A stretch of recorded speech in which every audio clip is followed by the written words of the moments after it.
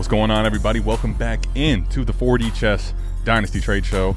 It's Friday night, just before Saturday morning premieres. We know Saturdays are for Dynasty Trades, and today I'm joined by Eric Vanek, host of America's Game, one of the OG shitheads, EV. What's popping tonight, my friend? What's going on, Adam? How are you, man? Been only a couple days since I last talked to you. I was gonna say we recorded earlier in the week, but you just heard from both of us on Thursday. Like, why not get it back together? Mike's in Alaska. I mean, he's damn near. He talks shit about Canada all the time. He's having the time of his life. He's further away than those guys, and he's having the time of his life. My man found the wine. Yeah, he's a refined McNutted now. You know. Speaking he's of wine aficionado. Welcome to South Harmon.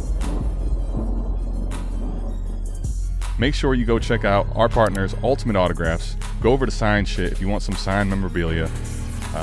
I've had an issue with cursing some players with signed memorabilia, so I'm taking a little bit of a hiatus. I know EV still plays in the lottery, the box breaks they have over there, so go check them out. And also, EV and I stay putting in orders. We just can't stay away from our friends Fanatics, certified sh.it. Their clearance, they put stuff on clearance, and we just have to go put another order in, you know? I think today is the last day for the clearance stuff. I keep getting emails, but man, they had some really good deals, like championship stuff, like 70% off, all that kind of stuff. I found, as everybody knows, I'm an Aaron Rodgers fan. I found a Packers Aaron Rodgers jersey for $34. Yeah. Fizz and you guys and you were talking about it, and I ended up putting in a couple more orders that I wasn't intending to, that I was like, you know what, just too good to be true.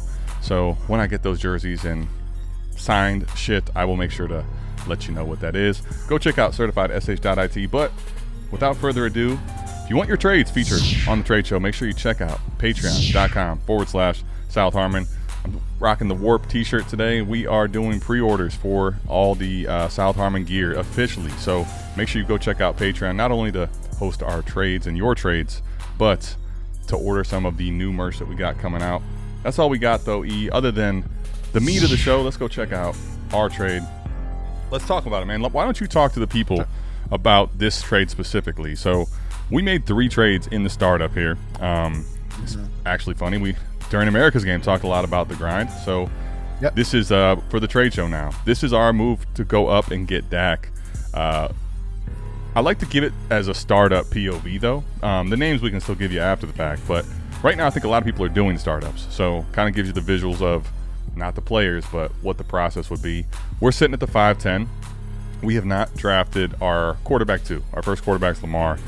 And we were kind of counting the quarterbacks left, and we really preferred Dak Prescott, who is who we moved up to go get at the 505. It came at the peril or the cost of moving from the 1203 back to the 1210, as well as the 607 down to the 703. Those 2 trade backs felt like it made too much sense to go get our QB2, but EV, what did you think? Yeah, so with context, in the round 4, we took T. Higgins.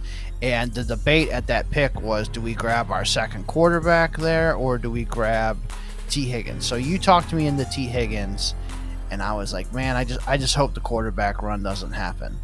Sure as shit, 5 quarterbacks for the next 5. The quarterback happened. The quarterback run happened. The immediate subsequent pick and the following. You know. Yeah. So I'm not gonna say I panicked, but I got a little worried. Like, oh man, we're not gonna get a guy. So it came up to the 5:05 was on the clock.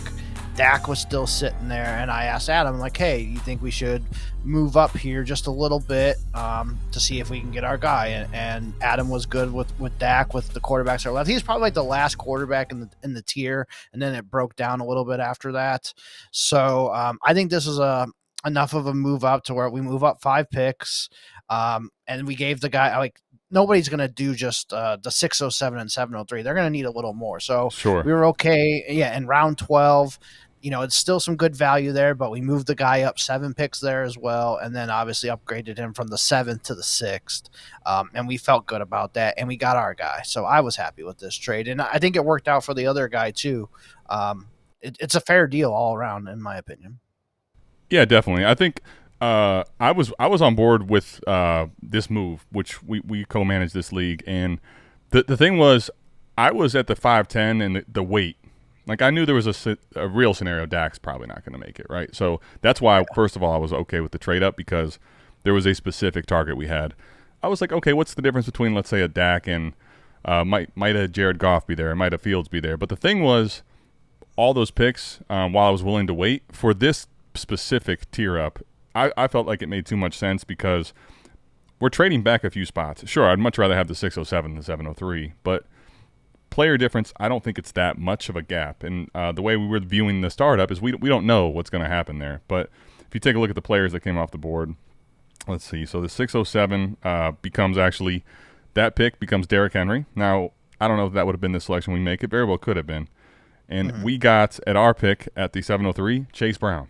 So, again, like just thinking about the ranges of players that it could be, I've seen startups where Chase Brown goes ahead of Derrick Henry. And so that one feels like pretty much a wash. Then the 1203 to the 1210, I don't know that the players necessarily mean that much, but just for the sake and the context, we'll give you the entire deal. The 1210 ends up being, we did get a little boned on this. We took Jonnu Smith before the trade. That was our selection there versus the 1203, which is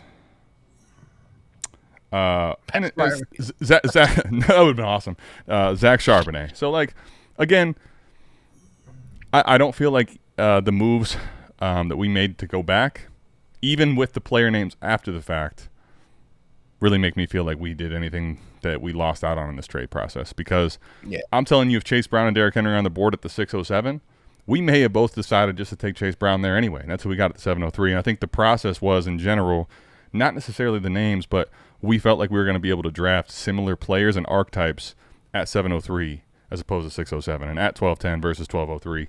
But Eric and I already made the trade, so there's no one here on the other side to let us know. So you let us know down in the comments, did we win this one or lose that one? Don't be too hard on our friend Zach.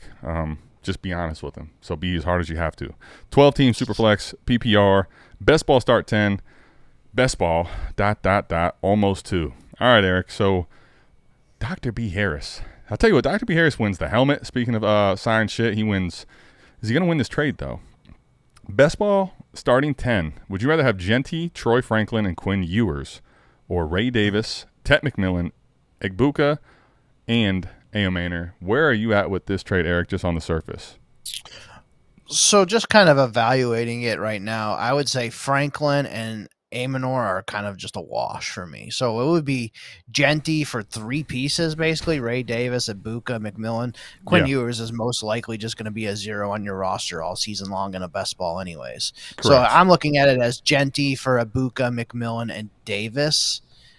I mean, in a best ball, we've kind of, Mike's talked about that for years. Like when he traded Jonathan Taylor for like 4 pieces when Taylor was at the peak of his powers. Like he would trade, Taylor for 4 guys, and this will be the type of trade that he makes. So I think I don't think it's crazy to go with the Ray Davis, Egbuka, McMillan side, to be honest. No, it's funny you brought that up because, man, it doesn't feel like that long ago, but I know that was a few years ago now. And I remember he was putting those specifically on Twitter and making those trades. Not that they weren't trades that he wanted to make, but he knew they were controversial trades to the eye of someone that hasn't played Dynasty best ball. And, man, did he get the heat he was looking for in X. And when you look back on the trades, I can't even remember the pieces, but the plethora of assets was definitely the one you wanted and worked out better. So I'm running the warp in this league. But to me, here's what I would say. Rare scenarios, Eric. I have some teams where I have the excess and the ability to, in best ball, tier up. So I'm willing to do that in spots. But I will say, in order to typically do that, I have to be at the spot where, like, my team is – I built the assets that I have in a 2-year window. I've made this team a juggernaut to now where I can afford to tier up. Because more often than not in a best ball, I'm 100% with you.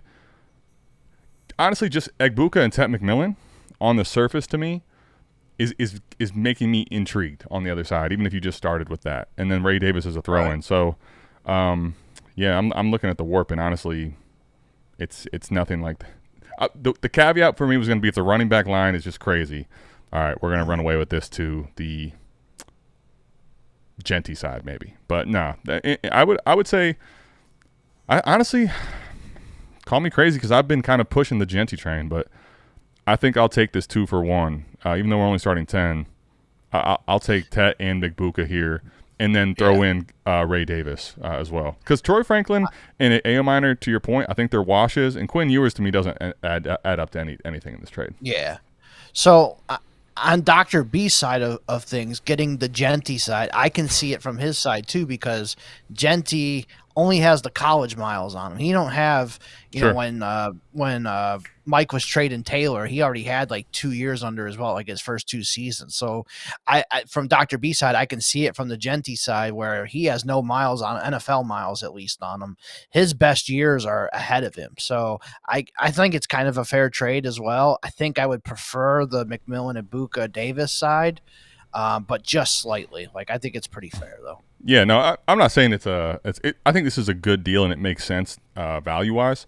I think more often than not, I would take the AI, the human side, which is, and I love that name.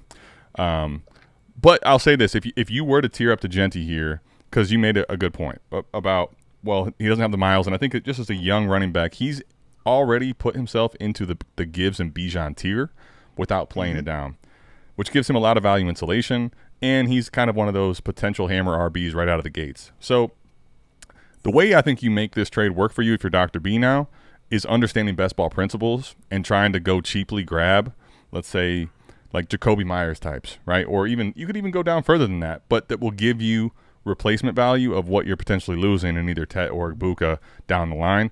The other reason why I kind of like the long play of the AI human side is I think Buka and Tet potentially both have a lot of value still to gain, where Jeanty kind of is a little bit value capped. E, where are you at? Are you still really big, high believer in Marv, our guy from Ohio State? Because this trade here is DK Metcalf, a 26 first, Corey Kiner, who went to Cincinnati, and Jaden Reed on Crispy O's side. Do you want the package, or do you think you could make all this value, put it into Marvin Harrison, and it makes sense in a lineup start 10? Yeah, so this is a lineup league, so it changes it a little bit for me. I think still, though, it's basically 3 firsts for Marvin Harrison. I think DK is worth a first. You're getting the 2026 first. Jaden Reed borderlines on a first, high second. So I'm going to call it 3 firsts for one player. And in my time in fantasy football, I have seen 3 firsts always win. Like, it doesn't matter what player it is. So I think personally I'm going to go with the Reed Metcalf, the first side, over Marvin Harrison. I mean, it just takes one injury to Marvin Harrison and you're just smashing this fucking trade. So I'm going to go with the package side on this one. Yeah, I think, man, this one is tough. And you kind of, as you were talking about it, there's a couple things I think to keep in mind. I think DK Metcalf right now, value-wise, feels very suppressed, and like basically because of his value depression, a lot of times when I'm in a trade and I'm going to have DK Metcalf being asked of me to go away, I end up not wanting to make the deal because of currently how people are looking at him, the player. I think with Rodgers there, at least for this year, certainly you may not feel the greatest about his long-term outlook in Pittsburgh, but I think he's still going to get peppered with targets, and I think he's a value. He has to. Yeah, I mean, they have nobody. Jaden Reed might be the crux of the deal, where he finished really poorly, and he was extremely boom or bust with not that many booms last year, ultimately, right? Mm-hmm. To your point, he's probably like an early second, and I think if Jaden Reed has any type of a resurgence, you're probably going to clean up on the bottom. The big thing here with the top one, Marburger, is can Marv show the talent that he has? Can we see that actually come to production? Because the fact that he's still in the wide receiver 10 to 12 discussion after his really slow rookie season, I think people still really believe. So I think there's a conversation where if he has a really big sophomore year, he gets back to elite territory for the receivers. So I understand making this tier up, but I'll just say in a lineup start 10, the reason I'm going to ultimately side with Crispy Yo's side, if I'm trading away this package, I want to get a proven vet or young proven vet, probably. Like I would maybe do this for Amon-Ra. Like if you told me that I can get someone that is locked into more production, I might make this bet. The reason I definitely don't want to make this bet is because I also need to see Marv take a step forward to actually give me the production that I'm looking for in an elite receiver. So that's why for me, this bottom side I still would probably take, even though it doesn't feel like you're getting an elite asset, so to speak. Mm-hmm. I also think one of the things about the deal right now the 26 pick agenda, Eric, is kind of crazy to me. I definitely prefer 27s if I can get them, and especially hoard them. Sure. But I feel like 26 are just getting thrown around like they're dog shit. If you view this as a dog shit pick, then you're saying this should be Marv by a country mile. And I think that might be why, if you disagree with me or E's assessment here, I still value it as a first-round pick, which I don't have to put into my lineup and gives me flexibility to trade later. Well, that was going to be my next point, is that 2026 first. If you're in the week 2 or week 3 or 3-0, I can go trade that pick for Derrick Henry. I can go trade that pick for CMC. Right. One of those really, the older vets that are producing, Devontae Adams, Mike Evans. I can go and get whatever piece I want with that first right now. So I think that's another big part of the trade, to where you have that extra first now where you can go buy a Derrick Henry or a CMC, because whoever's that bottom team in your league that has the old vet that wants to get rid of them, they're looking to get a first for any of those old vets. So I think that's another key part of this deal, to where I can get that first and use it in season to go buy, Henry or McCaffrey. Yeah, that's a great point. And actually, one of the things, let's go ahead and head over to the lab here, E. What I want to do is actually take a look at his team for us, because what I was thinking is, let's go ahead and find general managers. It's right there at the top while I'm scrolling, okay? Because my initial reaction was, if I still have my own 26, which he does, right? Yep. This is one of those situations where, yes, on a rebuilder, you might prefer to have Marv, let's say, okay? And you're like, well, what about DK? There's a scenario where you still can trade away DK whether you're contending or not. When I look at this team, the flexibility of now in season potentially being able to offer 2 first, your own and this Marburger one, to someone, with one, like you just said, you can go buy those McCaffreys, you can go buy a Henry, somebody that's a Jacobs, right? Someone in that range, when you know that you probably need the production, if that's the case. You know what 2 first is going to get me? Like, 2 first is going to get me in the discussion of some serious players. And look at the way his team's still built. Very much, in my opinion, a contender. You put Geno in for Jalen Milroe, right? He's going to be their starter. So you're going to have Geno and Kyler. You got Jahmyr Gibbs, Kenneth Walker, DK Metcalf, Chris Olave, Brock Bowers, CMC, Jaden Reed, James Conner. Dude, like... Yeah, this is a win-now team with all the older pieces. I love this type of a trade because, at least for Crispy O, this is one of those where, like, I feel like he's a patron of ours. He's listening. Like, I'm willing to kind of go get some 26 picks, even on my contending teams. I actually really like it for him. And you know what's the other crazy part is? A lot of times I don't love seeing a team like this that has a bunch of value in Brock Bowers.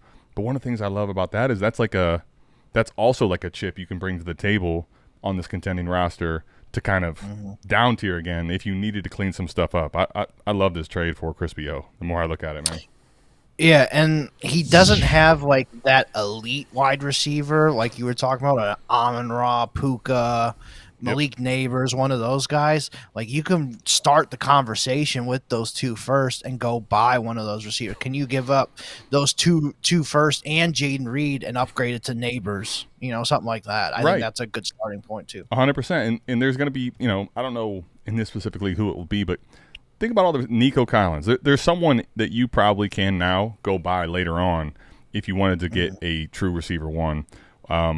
I know it probably pained him to get rid of the stack of Marv, but I would be willing. I was going to say for this price, though, everything typically has a price. And for this price, I would have let him go as well.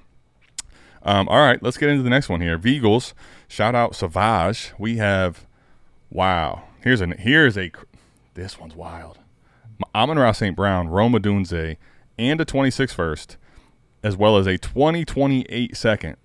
I'm pretty sure this is the first time I've seen the 2028 pick being thrown in the trade show. especially not a first, like a 2028 second. Would you rather have Jamar Chase and Alvin Kamara or Amon-Ra and Rome and a first and a second in a lineup start 10?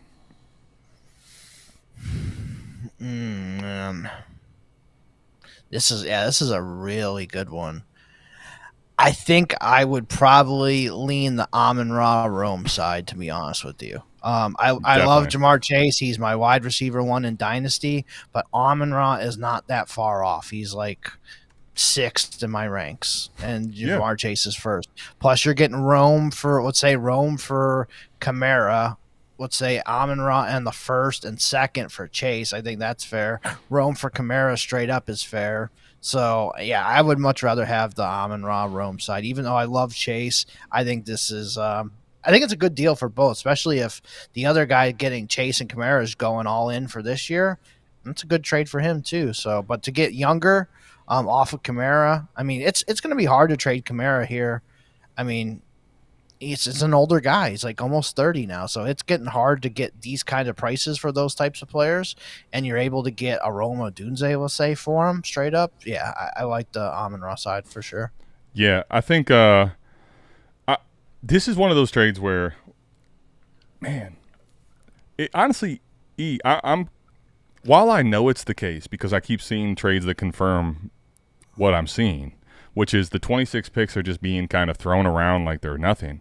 Like, just think about this for a second. Yes, I know Jamar Chase is coming off his best season by a country mile, and I'm not saying that he's not in a the upper echelon tier of receivers, right? If you want to have him in one tier difference between Amon-Ra, like I can definitely make the case for that. But I also can say there's a scenario where Amon-Ra this year could outscore Jamar Chase. Like, we've seen him do that in years past. Yep. It's just 1 year, which is last year, where Jamar Chase went nuclear.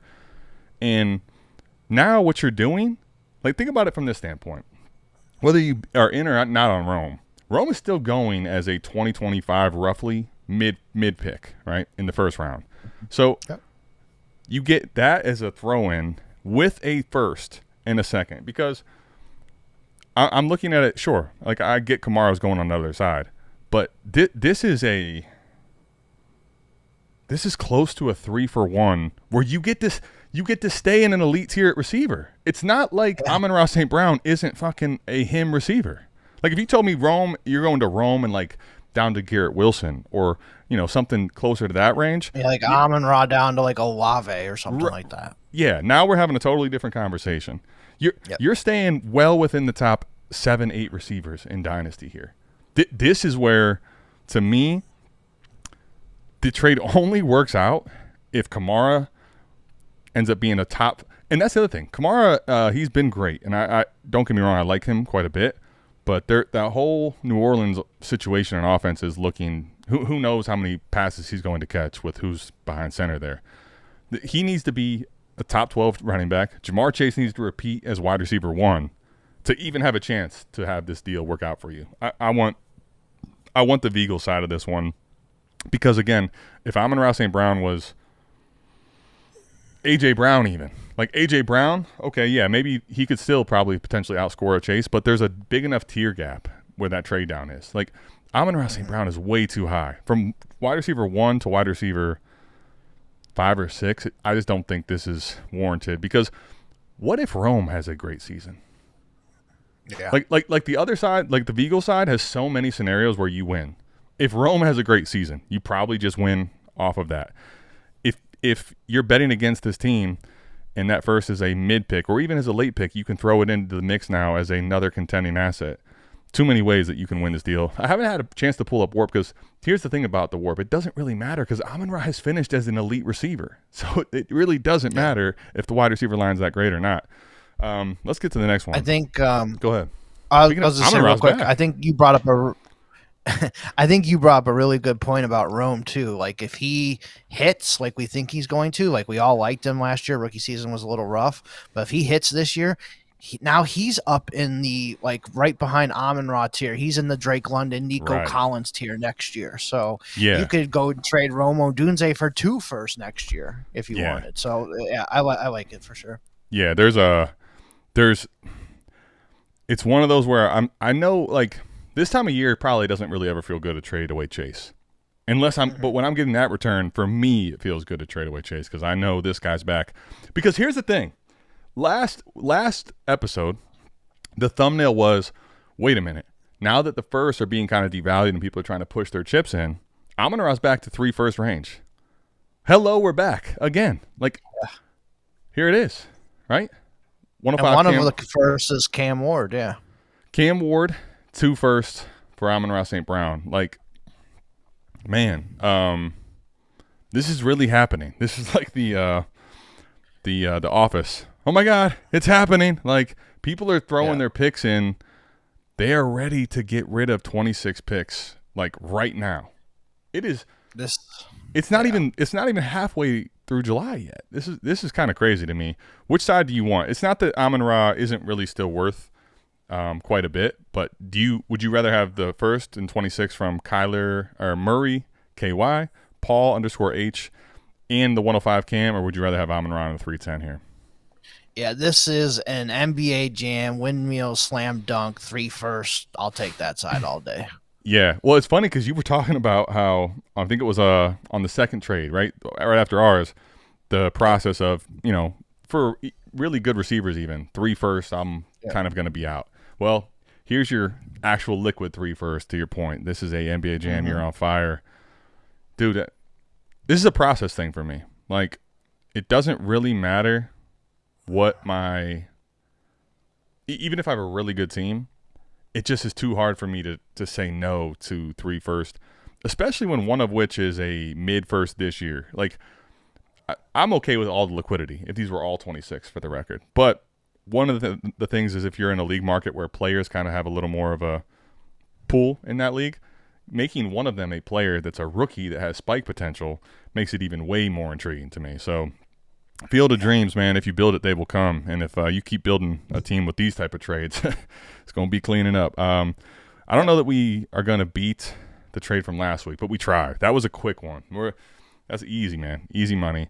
How about make 10 great again? We got a 12 team. This is interesting, right? So check this out. 12 team, but 1 quarterback, 2 super flex, tiered PPR, best ball start 13. So this is 3 quarterback league. Mm-hmm. 1 point for catch for the receiver, 1.5 for the running back, and then 2.5 for the tight end. Okay. So would you rather have in this league DeAndre Swift and a 27 first or Chase Brown? I am going to take DeAndre Swift in the 2027 first for me. Easy. I like Chase Brown, but he's never proven that he can handle the full workload too. Right. So that just gives me a little bit of pause, but I'm going to get Swift and the 2027 first, which I really, really value. Yeah, I'm going to take Swift in the first because I don't think, what's Swift going to do on, with Chase Brown? 80%, 90% of what Chase Brown does, and I'm getting the first. Yeah, I'm going to take that. Yeah, this is where I would say, honestly, in most formats, outside of like okay, if this was a 12-team start 9, I might pull up the warp and be like, okay, what type of running back line are we looking at to make this bet? Because even there, I'd probably want to take this tier down. But this is where format is like incredibly important to talk about. Dude, if you're telling me now I get a first, to your point, like if I have a chance to have DeAndre Swift give me, let's say, to your point, 80%. Let's just say in the 75-80% range of the production at that one spot. But now I have a 2027 first to go put into the mix when I need potentially 3 quarterbacks. And knowing that type of a market, how hard it's going to be to keep 3 quarterbacks. And what if one of mine gets hurt? This is like an insurance policy to buy where if the cost of my house, like the worth of my house on this insurance policy doesn't matter because the payoff, like let's say the disaster happens, the payoff can give me twice what my home's worth. Like this 27 first gives you a huge chip to go buy something. God forbid that something happens to Tackle Dummy's team and this is like a mid 27 first potentially. In best ball start 13 anyways, I want the package because of that many starters. But especially when you're getting into 3 quarterbacks, like, dude, there's no way. This isn't even a question for me. This is an easy tear down. And to your point, I do like Chase Brown. You saw we drafted him, and he was in that last trade. We drafted him there, but he can. Yeah, this makes too much sense. Yeah, I'll pack his fucking bags for him, buddy. You know. We're back in the same league. All right, so same mindset, same league. Peter and Veagles. So we got this is Patreon members. Patreon on Patreon crime, man. Let's see what we got here. Terrence Ferguson is the 1603. That's being acquired for a second and a third in 2026, or the 1008. Now, the way this was sent in is going to make me have to do some digging over here because we don't know who the 1008 is, and I kind of like it just for the mental game of it, but we definitely have to pull up the 1008. Just thinking about the 10th round while I do that, what are your thoughts on this on the surface before we know who the name is, if you had one?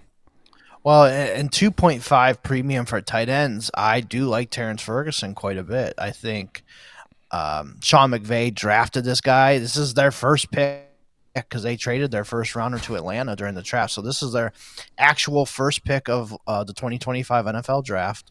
Yeah. So Sean McVay is really high on this guy. He likes him quite a bit.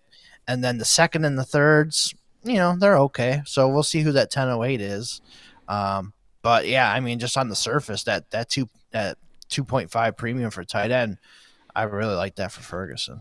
Damn, and you know what's worse about this is I just realized as I'm going through the lab, so the startup has not finished. I don't think because I don't see this trade and I don't see the league, so we may have to do a little Dynasty data lab, just kind of talk about some of the 10th round picks in process because I don't see it here at least. Let me just make sure. Go through one more time. Damn it, Peter. You know what? Dude, this is actually really funny because I think Peter's sick of getting creamed on the trade show. So he's like, I don't want you to see what's going on here. Damn it. Son of a bitch. I can't pull the information. So I'll tell you what I'll do is just thinking about it. I'll pull up our startup from there, and we can kind of talk about some people that are kind of in the range of the 10th round, just on the surface. So I think that would be a good way to think about it. Okay. So here are the 10th round players from you and me, the draft we were in, the grind. Okay. So 10th round, Jacoby Myers, Aaron Jones, Tony Pollard, David Njoku, Mark Andrews, James Conner, Keon Coleman, Calvin Ridley, Danny Dimes, Chris Godwin, Khalil Shakir, Jawan Jennings. Now, the tight end premium is significantly different in ours and theirs. So I think for the sake of argument, maybe we should talk not about Njoku or Andrews because they probably don't make it to 1008 and the 2.5 tight end premium. So right. What about like if Tucker Kraft was there, or if Mason Taylor would be the guys next? What if that was those tight ends or the other players I mentioned?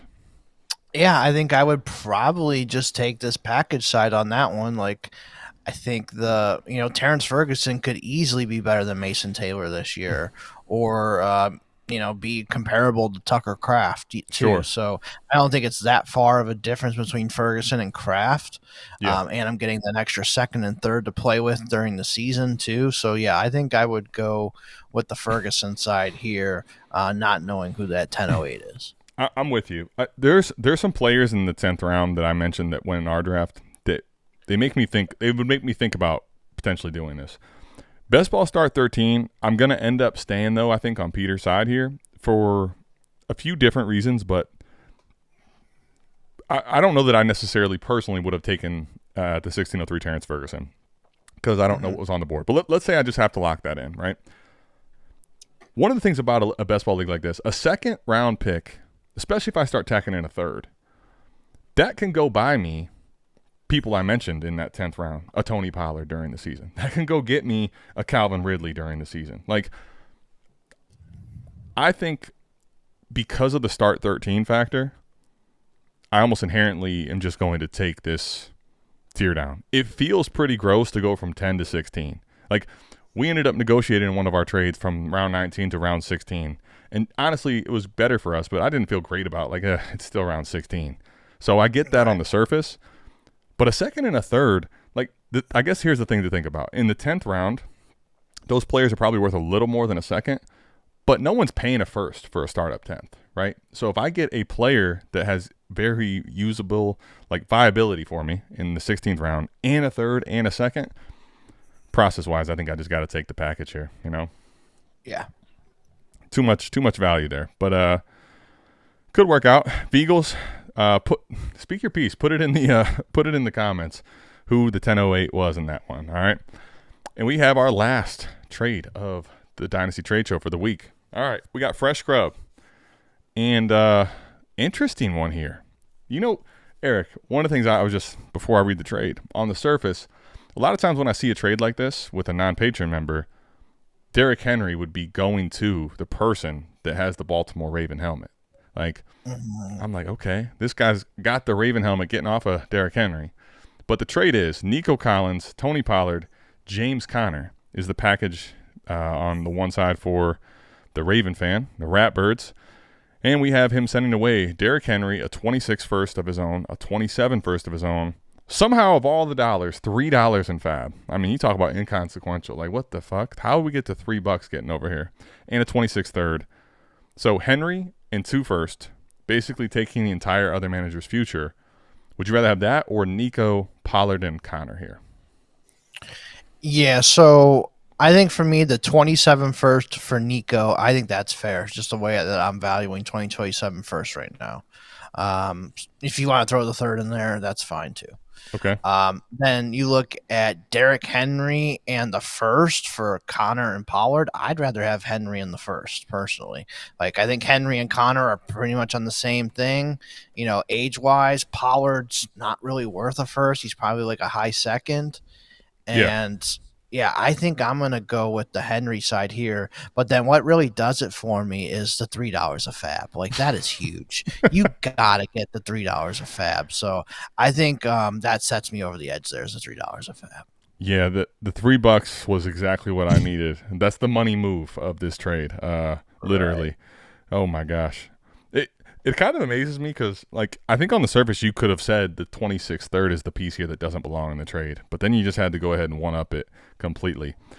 Here's what I will say about this. This is where, to me, I'm wearing the worp.life shirt, but this one really isn't about that as much as this one is a team-based. And I think I'm going to go over to the lab here for us. So when I take a look at the lab, like, I'm on his team here, okay? Okay. If you're worried in that trade when you just look at it generically, like, okay, I'm perfectly fine, or I'm willing to take the value here potentially, right, of the first and liquidity. But I just don't know if I can replace Nico because this is a start 9, right? Mm-hmm. This is where, though, like, look at this team: J-Day, Saquon, Caleb. If you're telling me though your wide receiver 1 when you move Nico away still is Drake London, and your wide receiver 2 still is Jackson Smith and Jigba, this is, I think, kind of a savvy move, because 1, you're getting just the liquidity, and you don't necessarily have to have Nico. Like, what is his difference realistically versus JSN or Drake London? Like, even if you prefer Nico to both of those guys, I don't think there's not at least one that you can project a huge, like, production difference or gap between those two. And then you look at the rest of his team is definitely stacked, right? He's got J-Day and fucking Lamar, which is already crazy. This is where, though, unfortunately, we are about to have some absolute savage behavior, savage, if you will, happening, because this is a 14 team, and look at this fucking team down here, buddy, that we're getting these first from. I mean, you poor son of a bitch, you. You need to come over to patreon.com/South Harmon because we could help you out. But let's take a look at this team. Burrow, Conner, Pollard, Nico, Tyreek Hill, Mark Andrews, Kyle Pitts, Stephon Diggs, CJ Stroud. Like, you honestly, for 14 team, that's a really good quarterback room. I mean, if you look at it, so I'm going to guess this guy here probably took this team over as an orphan. Yeah. And he was like, I got to do something with this team. Mm-hmm. Giving up all those firsts sucks. Yeah. But he literally got 3 players he's starting. Right. So he's putting all three of those guys right into his starting lineup, and they're immediately starting. The only problem is they're all older, other than Nico. I was just gonna say, like, the thing is, when I look at that lineup, actually, I'm like, how the fuck are we down here at the bottom? So look at the starting values. It's a shallow starting roster, right? So they're all actually kind of low. But so it could definitely work out. The problem is, you already mentioned it. Pollard and Connor need to both stay healthy. But dude, here is the thing: without my 27 first, as well as my 26, bro, move away from the defense just for a second. Look at his bench, like, dude, I'm talking about. We are literally we are literally on the verge. We are teetering on fucking absolutely nothing here. Like, dude, you don't even have bye week fill-ins, bro. Like Hollywood Brown, Cedric Tillman. I mean, sure, like. To make it through one season, let alone two, unscathed, bro. And this is right now putting Kyle Pitts, who most people don't want to put in their starting tight end spot, as a flex. Well, how about this too, Adam? I think you're forgetting. So he only traded away Derrick Henry, right? Right. Okay, let's take a look at this roster without Connor, Pollard, and Nico, and just had Derrick Henry on it. But like, how bad was it then? But you know what? But that goes to the point, which we can get off of the lab now at this point, because this is easy for one side for me, dude. Yeah.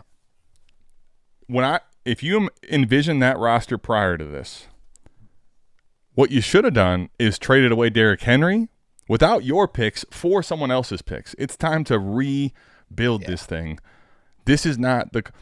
Listen, this is one of those where, like, maybe you need. I know it's not fun. Right. I know it's not fun, but you need to take the bus for a little while to work, and we'll get you the car you want later on. What you don't want to do is try to buy a new fucking motor transmission for this beater, because this is not going to work out very well, dude.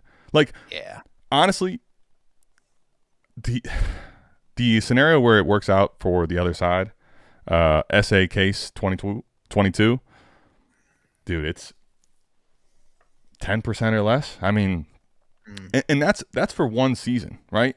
Like, you've pushed in your 27 first. Imagine what Connor and Pollard and some of the guys that you're relying on are going to look like in a year from now. No, thank you. And you gave up that $3 a fab to pick up players. That's the other part. Think that $3 could have bought you everything.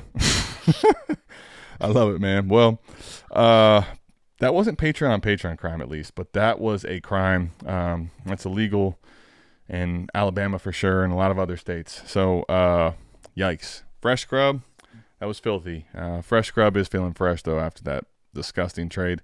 Eric, what did you think of the trades overall this week? Appreciate you hopping on, as always, man.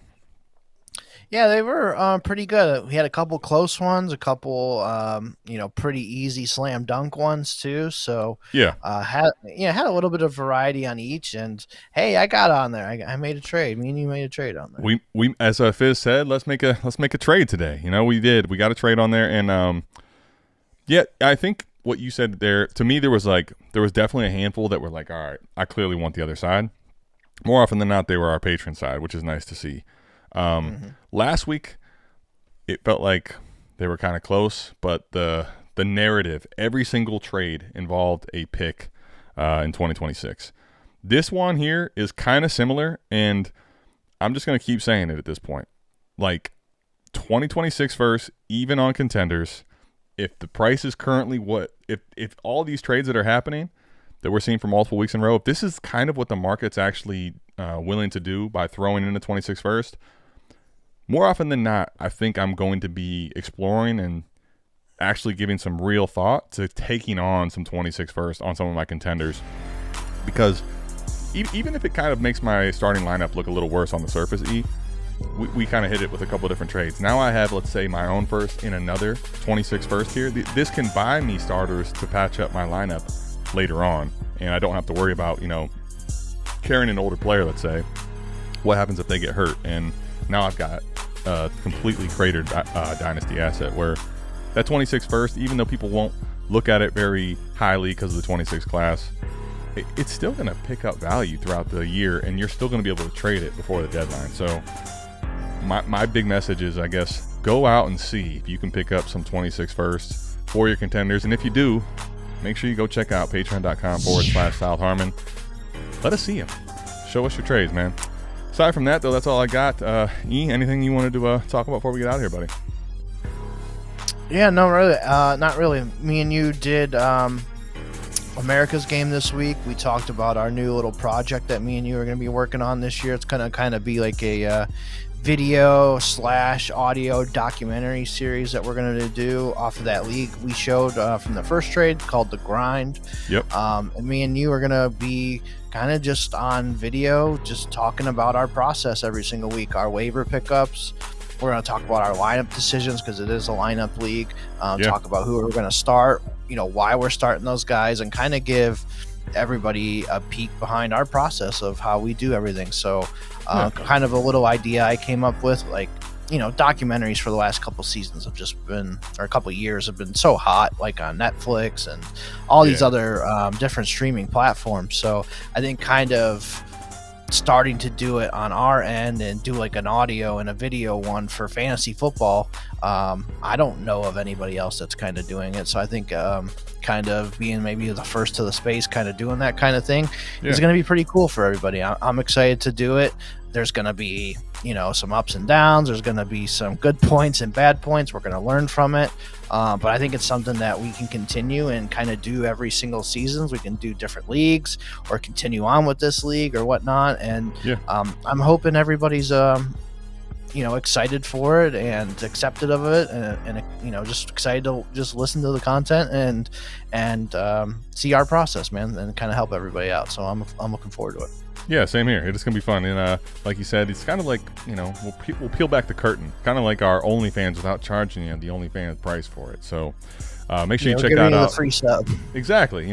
We're trying to get you in the door. So make sure you check that one out. It'll be something that will probably drop on Sunday mornings during the season before your lineup decisions. We're gonna be talking about our lineup decisions. And speaking of that $3 of fab in that trade, we're going to tell you what $3 of fab actually looks like week by week, with some some waiver wire pickups. But yeah, man, check that out. If you haven't checked it out prior, I was on this episode this week, America's Game. So if you go, we actually have our own podcast feed as well as the YouTube channel. So if you haven't checked that out, go check out our podcast feed where America's Game is on. Episode 102, I believe it was 102 or 103. Was it 102? Okay. 102. Yep. Eric and I did 102. So go check that out on the Spotify or Apple Music, wherever you get your podcast from. And aside from that, we will be back here, same time, same place next week. Mike will be back fresh from his Alaska trip, so he's going to probably be ready to bring some pain to some of your dynasty trades. Until then, we'll see you. We're out of here. Peace.